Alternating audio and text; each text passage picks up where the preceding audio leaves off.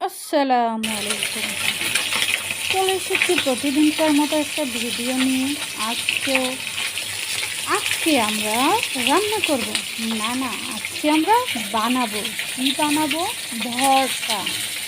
কিসের ভর্তা বানাবো এতক্ষণ আপনারা বুঝেই গেছেন। মাছগুলো ভালো করে লাল লাল করে ভেজে নিলাম। এরপর মাছগুলোকে ধীরে ধীরে আস্তে আস্তে করে কাটাগুলো খুবই সুন্দর করে বেছে নিতে হবে। এটা যার যার নিজ দায়িত্বে করুন, কারণ কাটা গলায় বেঁধে হেলে পরে আমাকে দোষ দেওয়া চলবে না। যেহেতু মাছের ভর্তা হবে তাই মাছ থেকে কাটাগুলো সুন্দর করে আলাদা করে নিলাম।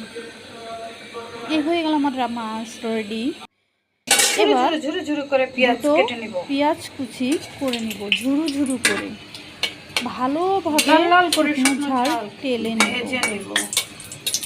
অনেকে কাঁচা পেঁয়াজ পছন্দ করে না, তাই আমি পেঁয়াজগুলো ভালোভাবে ভেজে নিব যতক্ষণ না পেঁয়াজগুলো নিজের কালার পরিবর্তন করে নিব। এরপর মরিচগুলো ভালো করে মিক্সড করে নিব সাথে পেঁয়াজ। কাজারে কই খাটি বাংলায় মইতালো মইতা মধ্যে সাথে একটু তেলও দিয়ে দিব। সরিষার তেল হলে ভালো হয়। আর এবার মাছগুলো সাথে ধনেপাতা, পেঁয়াজ, রসুন সবগুলো ভালো করে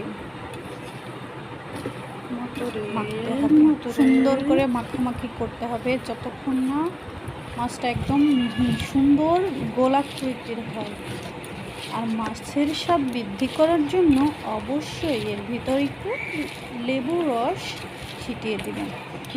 অবশ্যই লেবুটা যেন কাঁচা হয়, তাহলেই খেতে অনেক সুস্বাদু হবে।